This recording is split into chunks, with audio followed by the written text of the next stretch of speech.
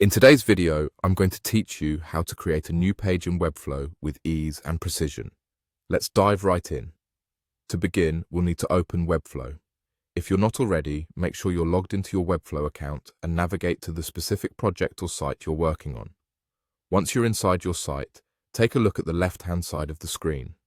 This is where you'll find your main navigation panel that provides access to various elements of your project. On this left-hand panel, you'll notice an option labeled Pages.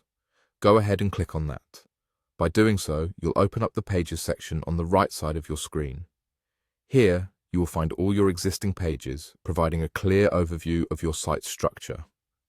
It's a good practice to familiarize yourself with your current pages, as this will help you understand where your new page will fit within your site.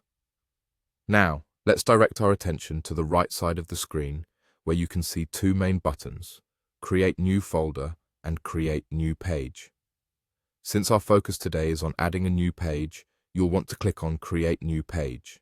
This action will initiate the process of setting up the new page. Once you have clicked on it, you'll be redirected to an interface where you can customize the details of your new page. The first thing you'll likely want to do is assign a name to your page. Naming is critical since it helps with organization, and a clear naming convention can save you time later on. Simply type in the preferred name for your page in the designated field.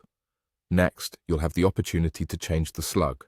The slug is part of your page URL, and a good practice is to keep it concise and relevant to the page's content.